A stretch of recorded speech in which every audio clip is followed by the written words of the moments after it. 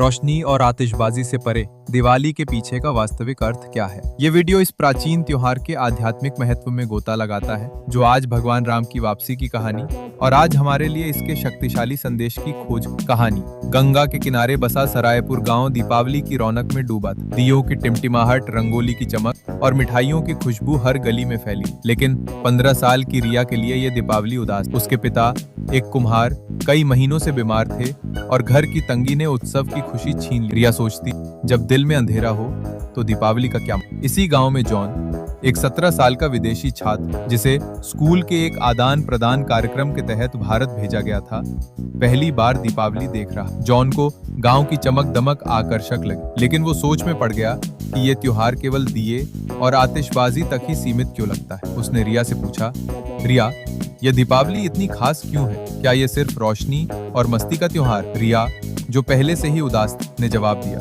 John, मेरे लिए तो ये सिर्फ एक और दिन है। हमारे पास न मिठाई है न नए कपड़े। शायद तुम्हें ये समझ ना आए, लेकिन जब घर में रोशनी ना हो तो दीपावली बेकार लगती है। जॉन ने रिया की उदासी देखी और उसका मन रखने के लिए उसे अपनी दादी माजी से मिलाने का फैसला किया। दीपावली की पूर्व संध्या पर रिया और जॉन माजी के पास गए, जो आंगन में दिए सजा रही। माजी ने दोनों को पास बुलाया और एक मिट्टी का दिया रिया को और एक जॉन को थमाया। बच्चों, माजी ने कहा, दीपावली का मतलब सिर्फ बाहरी चमक नहीं, ये 4 सबक सिखाती है। पहला, भगवान राम ने रावण को हराकर दिखाया कि अच्छाई हमेशा बुराई पर जीतती है। दूसरा, राम का नाम हमारे दिल में विश्वास की रोशनी जलाता है। तीसरा, ये त्योहार हमें दया और एकता सिखाता है, दूसरों के लिए दिया जलाना। और चौथा, हर दिया उम्मीद का प्रतीक है जो अंधेरे को मिटाता है। माँ जी ने जॉन की ओर देखकर कहा, जॉन बेटा, तुम दूर से आए हो, लेकिन दीपावली का संदेश हर दिल तक जाता है। ये दिया भगवान राम के नाम से जलाओ और इसे किसी ऐसे इंसान के लिए ले जाओ जिसे रोशनी की जरूरत। जॉन, जो पहले दीपावली को केवल एक उत्सव समझता था, माँ जी की बातों से प्रभावित हुआ। उसने उपाय 1, भावनात्मक गहराई और सामुदायिक भावना जोड़ना। दीपावली की रात, जब गांव दियों और आतिशबाजियों से जगमगा रहा था, रिया और जॉन एक साथ गलियों में निकले। उनकी नजर गांव के किनारे रहने वाली विधवा शांति काकी पर, जिनकी झोपड़ी अंधेरी। रिया ने दिया जलाया और कहा, काकी, दिया मैं भगवान राम के नाम से आप। जॉन ने अपने दिए को जलाया और, मैं भले ही यहाँ का नहीं हूँ, लेकिन मैं भी आपके लिए ये रोशनी। दिए की छोटी सी लौ ने काकी की झोपड़ी को रोशन। शांति काकी की आंखें नम हो।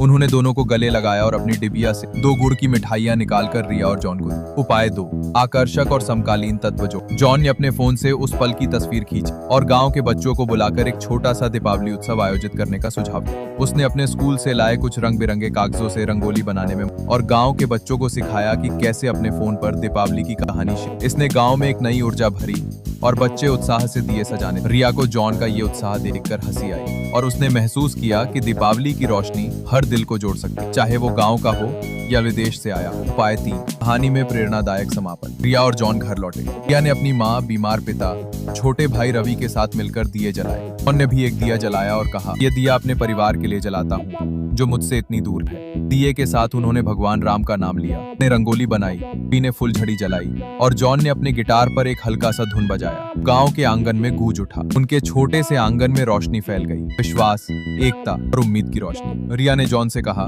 जॉन, तुमने मुझे दीपावली का नया मतलब, ये सिर्फ हमारी परंपरा नहीं, ये हर किसी के लिए है। जॉन ने मुस्कुराकर जवाब दिया, रिया, तुमने और माँ जी ने मुझे सिखाया कि एक छोटा सा दिया कितना बड़ा बदलाव ला सकता है। कहानी का अंत, दीपावली हमें सिखाती है कि भगवान राम के नाम का एक दिया अच्छाई, विश्वास, दया और उम्मीद की रोशनी जला सकता है। चाहे आप कहीं से हो, इस दीपावली राम के नाम से एक दिया। कहानी दोस्तों आपको कैसी लगी? अगर अच्छी लगी तो धर्म ग्रंथ चैनल को लाइक एंड सब्सक्राइब करें। दोस्तों, मिलते एक नई कहानी के साथ, तब तक जय हिंद।